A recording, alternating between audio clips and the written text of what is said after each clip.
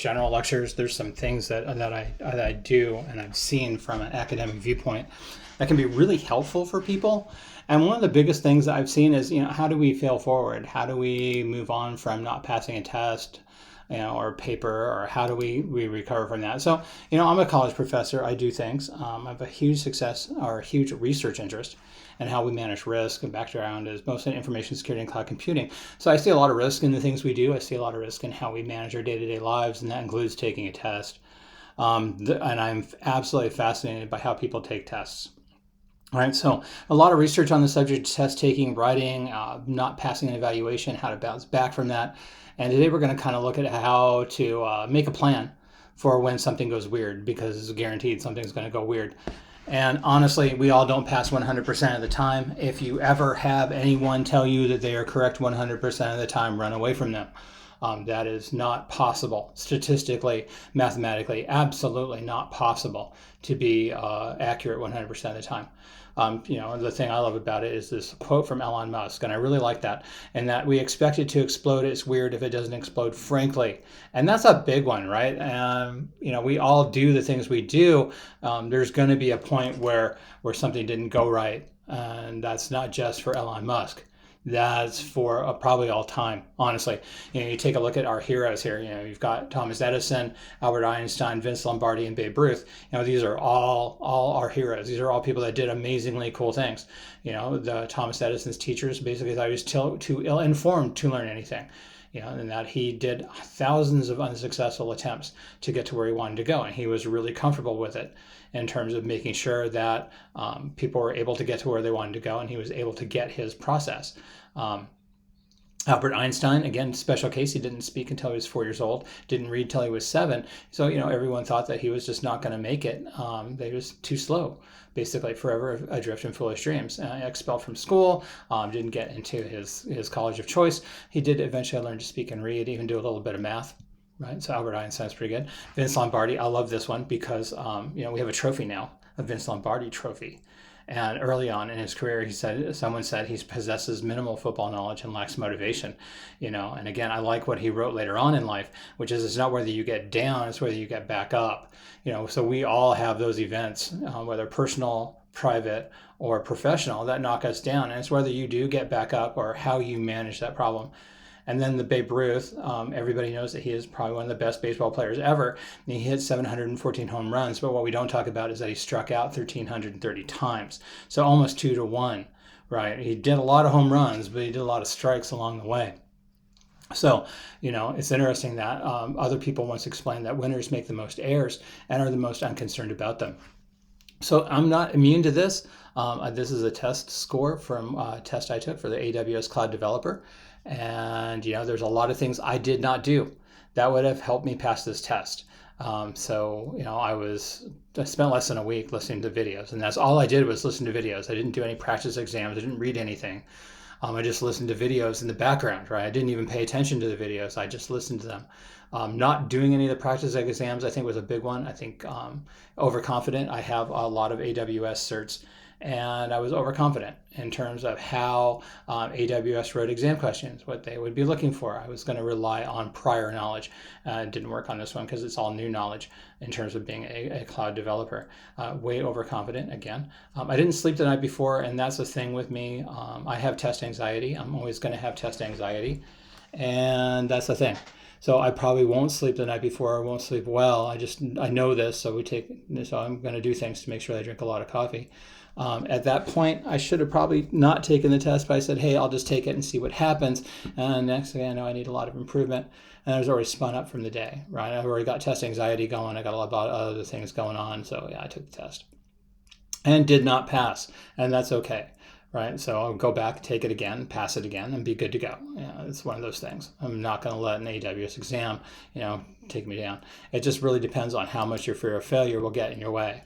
So one of the things that you need to do, and this is one of the things that every company has, is called a backup plan, right? We all have a disaster recovery plan. We all have a business continuity plan. And that is no different for a student or for anyone taking any kind of professional certification, professional exam, from an accountancy to a lawyer to cloud computing to information security.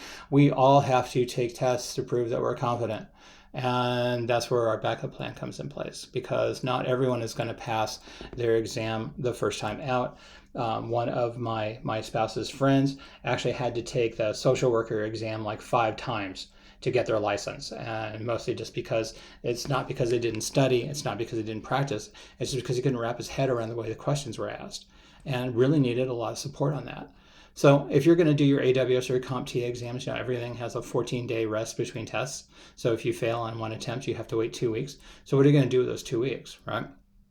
And those 2 weeks can be really used to study against your next attempt. Now you've got some experience under your belt. You know what those test questions look like. You know what to expect on that exam, and then how well do you study to fill in those gaps. Because remember, you get the score report, and it's going to tell you needs improvement. You can actually go back, and that's where you're going to focus your study on. So if you're on your multiple attempts, how do you free up time to make sure you're ready to go for your next attempt? And that's another one, right? So you know you've got that wait period, but your odds are highly likely you're going to be multitasking, which can be problematic in terms of retaining the study materials. So if you're studying for your CompTIA Network Plus and your Security Plus, there's a lot of overlap between the two exams, right? They test the same kind of concepts, but just in a different way. And if you're studying for both and you're trying to work your way through that exam attempt, that kind of multitasking can be difficult, because when you get into the exam, you may forget and try to do a Security Plus answer where really you needed to give them was a Network Plus answer. So anything that's going to distract you, that doesn't add value to your study, is something to go back and reevaluate. You should be going back and taking a look at what you're doing and try to stay away from multitasking. If you're in any business, you need a backup plan. So no system is ever 100% reliable, right? Recovery plans go for people as well, right? You may want to make a list and outline strategically what you want to do. And remember your big goal, why you came to college. That's the big one, right? Take the action. The one thing I love about when we're dealing with sports or dealing with exercise, especially, you look at the Peloton commercials, are really good at this. No one thing is ever going to beat you.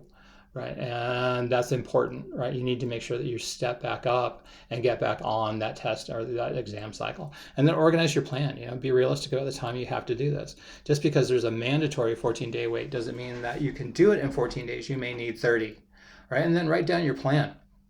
All right, remember your dependencies. If you have a 7-day study plan, you still got to wait another 7 days between tests. So what are you going to do during that time? It's best to kind of take that wait period and say, okay, 14 days, these are things that needed improvement.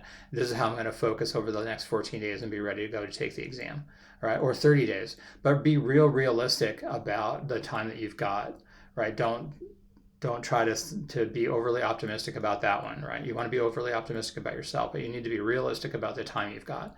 And then what happens if you do get behind on courses because you have to redo a thing, right? That's time away from moving forward. So what happens to all your other courses is make sure you incorporate your other courses or your other things you're doing into that plan so that you've got it, and incorporate time adequately into that. So, and then understand, how do you plan for your test? How do you study is another important thing about that. So basically, while we all want to hit that test out of the ballpark on the first attempt, it's not statistically likely it's going to happen 100%. In some cases you have life happen. Other times you're kind of on autopilot, and kind of hoping for the best. You may or may not get to where you want to go. We want a thing, but it doesn't necessarily mean it's going to happen. So there are things you can do to get ready to pass the test, and like the big one is make sure that you realize and understand the test is not personal, right? And that's a big one. That's a big one that I see. When I'm working with students, I've got a broad range of students I work with, everybody from senior network administrators to people who've never touched a computer in any meaningful way before. So you have to remember the tests are not personal. They're really a knowledge check against what the vendor thinks is important, right? And that vendor can be Microsoft, ISC Squared, Amazon, CompTIA, CIW, anybody. Any of these vendors are going to be what they think is important. So you need to check that against what you think is important and what the college thinks is important in that takeaway, and make sure that you're studying for the right exam and going for that knowledge check against what the vendor thinks is important. Not what you think is important, but what the vendor thinks is important. Papers are actually a little bit more straightforward, because how well did you interpret the rubric? So that if you just copy that rubric over into your paper, you'll never miss a section, and odds are highly likely, as long as you hit all of the competency things that they're looking for, the things they're looking for in the rubric, you'll do just fine. And how to get a pass on that paper.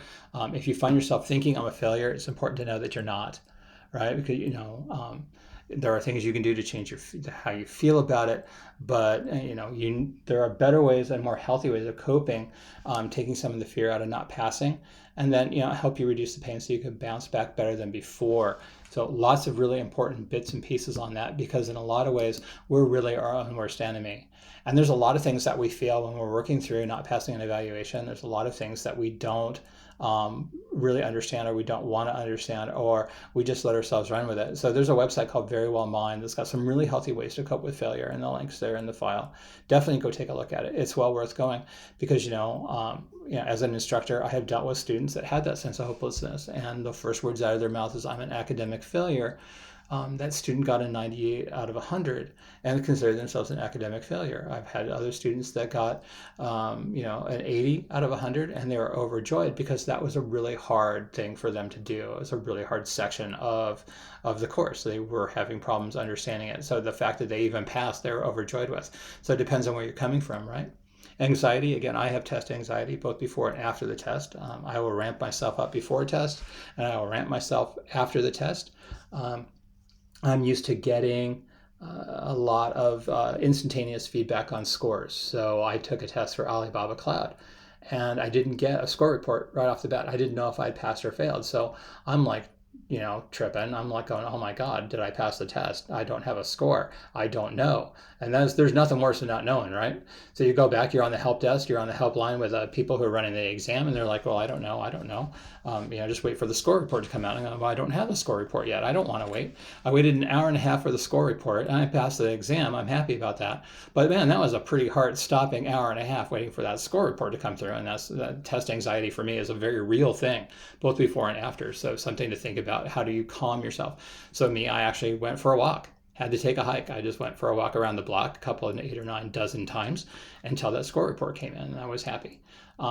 Depression, I've seen a lot of people fall into depression taking that test personally as a feature of yourself. It's about you. It's not. It's really about that vendor. So just remember that it's really about what the vendor did, what the vendor thinks is important, and sometimes that's really hard to figure out, right? So it's not you. It's really the test writer, the test developer, right? Feelings of helplessness. I did everything I could do. What more can I do? Well, you just took the test and you didn't pass it. And now you've got that experience under your belt. So now you know what's on that test. You know what the test questions look like. You know a lot of things more about that test. Your second attempt's actually probably going to go a lot easier. So that's what more you can do. Take that knowledge and that experience you gained taking the test, and then apply that to the next version the next time you take it. There's another one, and this is one I have, lack of supported relationships. So I do a lot of cloud computing. I do a lot of information security, and there are just not a lot of people I can talk to, right? I can't talk to them about the test. They'll fall asleep if I talk about my testing experience and all the rest of it. And that's a very real thing, especially as you get more and more involved in your technology and all the rest of it. The less and less and less you'll have supportive relationships to support you as you go through. So as long as you can be generic about it, you can probably get people that you love or trust to help you out. But there's all those other things along the way. You have to figure out how to be supportive within yourself. Low self-esteem, I've seen this one a lot. Self-defeating thoughts. You need to kind of come at this a little bit more optimistic, and that, oh, hey, I've got this experience with the test now, rather than this test has proved I'm not good enough. You need to really make sure that you understand you are worthy of being here all the time. You're here for a reason. You made that choice. You've spent the money to go to college. You've spent the money to take that test. Just go back at it. Just get back up. Get back on your feet. Get on the horse. Whatever you need to do to get there. Making comparisons of yourself with others. Man, I've seen this one a lot. Well, Johnny did it, but Susie didn't. So who's better, Johnny or Susie? Well, everyone's good enough, right? If 70% pass the first time, I must not be good enough. Well, look at that number, 70%. That means 30% don't pass it on the first time. Not a big deal. Right? Poor self-concept, imposter syndrome. This one's really common the more you get into education, or the more you move up in management. Right? So if you move from a line coder, if you're actually just a programmer and you move into management, you're like, wow, how did I get here? Why am I here? What's the whole purpose of me being here? You get your PhD, and it's the first thing, wow, did I really earn this? Am I really worthy? And you spent the time, the 5 to 7 years to get it. Yeah, you honestly earned it. That's okay, but you will have imposter syndrome, and that one's a hard one. Negative self-talk. We are our own worst enemies. We literally are our own worst enemies in a lot of ways. We have some real unrealistic expectations, and it's really fair enough to give yourself some slack. Right? You're going to think harsher of yourself than others will. So make sure that you give yourself some slack. You're worth the time on that one. There's some real unrealistic expectations out there. Again, the people that have to be correct 100% of the time. It's unrealistic it's just unrealistic statistically. The numbers just don't work out. Babe Ruth, with his almost 2-to-1 strikeout for home run. There's just a lot of things, and you need to just really understand that we have some unrealistic expectations. But by the numbers, at some point, you're going to fail a test. You have to. It's a given. But not all is lost here, because sometimes it's not about you. It's not even about the vendor. I've seen a lot of exams. I've taken a lot of exams from CompTIA, Microsoft, AWS. I've taken my CEH. I've taken ISC squared exams. There's probably not an exam company out there I haven't worked with in some form or another, including international, with Alibaba Cloud. And, exams are written by humans. And sometimes their questions are just absolutely bizarre. I've sat in some prep courses where they're talking about cloud security, and then the test is all about OWASP, the 2017 version, and that's nowhere in the course content. So you're going to test me on a thing that's nowhere in the course content. So again, written by humans, right? And I understand that humans don't get it right all the time. So sometimes you need to really read it, and sometimes you just need to make your best guess. One of the things I've noticed, especially with CompTIA and with some other companies, is that they'll throw out exam questions that are basically experimental. They want to see how they perform. They do not count on your exam, right? So you can actually go back and you can read this in the CompTIA documentation. They're really upfront about it, and that you'll have anywhere from 2 to 10 questions that they're just testing out. They don't count, but they're enough to throw you. If you're in the middle of an exam and you're doing your thing and you are deep into the thing and you see this question, you're going to stop, and that's a way to derail you from that exam. So best guess, right? And then move on, and keep focused on that exam. Don't let experimental test questions throw you.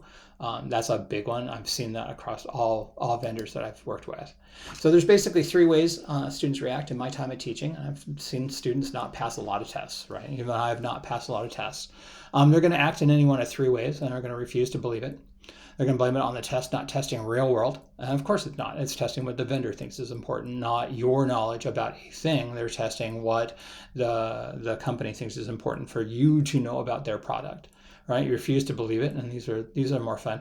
No test is going to get me down. They come back swinging. They're using college resources as needed. They use optimistic thinking to overcome all that self-doubt and other things to just overcome the challenge. And then there's others.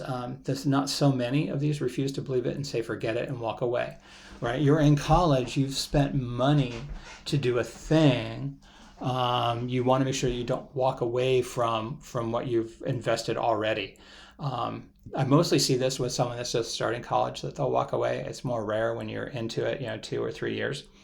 But make sure you're talking to your instructor. Make sure you're out there for the support services. Make sure that you're doing all the things and not go out for inactivity. Don't say that there are other things more important than school. You're here for a reason. You have a big goal. What is your big goal? Write it up, put it on the wall right next to your computer, wherever you study, and then go at it, and make sure that you really are focused on going about that. But it really is the 3 ways we react. We blame the test, we refuse to believe it, I'm going to go ahead and do it, and then refuse to believe it and say forget it and walk away. Humans, though, this is the interesting part. Asking for help is so hard. And again, there's a lot of research on why we don't ask for help, or how we don't ask for help effectively. Americans especially have a hard time asking for help because of our culture of independence. But in reality, we all need help. And in reality, we all will turn to our friends and family for help in many times. But in college, you need to turn to your instructor. You need to turn to whatever success or support centers that are out there. They're there for you. This is how you do the thing. And Psychology Today has got a really good article on how to ask for help and get a yes. Right? So tips for that, though, is be concise and specific. If your paper got returned for professional articulation, then generally that meant spelling and grammar. Right? I don't know if you know this, but most colleges use Grammarly. And it's like the tool. You can actually go get free Grammarly. You can get it put into your browser and run your paper through that. And that will solve 90% of any articulation, any spelling and grammar issues that you may have. Really, honestly, and if you don't, go through the Writing Center, help out for the first couple of papers. Learn what the college wants as a style, right? Just like you would with a company. Every company's got a style guide for writing. And then you just move on from there. Don't apologize. Don't be, I hate to bother you. I'm so sorry. Will you help me? No, man, just go in there. You need help, right? Just own that process, and there you go. Don't be rude about it, but just say, hey, I have this problem. When can we find some time to work it out? Make it personal. One of the things that is more interesting is that most college success centers offer some form of personalized one-on-one support. You will likely retain one-on-one personalized face-to-face support more than you will just some anonymous email flip back and forth. So definitely go in there and take the time to actually go and sit down with someone and go over that paper together and go over the process or go over that test together. Follow up, if people helped you out and you passed it, send them a note of thanks. Not only does that make the Success Center's day, but it also helps you close the file on that, right? You went, you moved, you passed, you moved on. You thanked everybody for their participation. It helps you close that out in your own head. You don't feel like you have something hanging over your head. That closure is really important, right? That note of thanks is really important, not just for you, but for the people that helped you out as well. We're really good about not saying thank you, and saying thank you is an important part of the process of asking for help. Right? So where do you get help, right? So getting help at any college is actually pretty easy, right? All colleges have some form of student success center. It's usually a writing, math, or other generalized support. You're going to have an instructor that can help you out. You may have a TA that can help you out. But there are people on board, including other students that are blazing way ahead, that can actually honestly help you out with key issues or key items that you may not have understood or gotten. Every college worth their salt right now has something like this because everybody needs a little bit of help along the way. So when you're asking for help, make sure you're using the resources that you're already paying for at the college to help you get to where you want to go. Again, your goal here is to graduate with that degree, and the college is going to help you get there. And those student success centers, whether it's career, whether it's writing, math, generalized support, TAs, instructors, there's a lot of people that will help you get to where you want to go. Just make sure that you're not overusing the systems or you're not trying to be self-sufficient about it, right? And then summary, we all fail at times. We just do. It's a thing. It's not personal. It's preparedness. Sometimes we just rush into a test and we're not really ready to go. College success centers are awesome. They are really there to help you get to where you want to go and do all the things. Tests, those are written by humans. The humans make mistakes. Go back and take a look at those tips on how to approach asking for help, and don't forget to say thank you. And then don't be worried about asking for help, right? That's what most people in college are here for. We're here to help you do a thing as long as it's honest and effective and you're getting to where you want to go, right? So if you guys do have any questions, just go ahead and drop them on the end of this video. I would love to hear your comments on this and get your feedback and what you're thinking is important. Is there anything that I missed, anything you want to add to this, right, on terms of how students can be more successful in passing tests or passing papers? And just kind of realize that success happens, and sometimes you need to go back for that second attempt. So thank you very much for listening to my lecture on bouncing back from failure and what to do and how to manage failure. And just remember, it's weird if your rockets don't blow up. Thanks much. See you in the next lecture.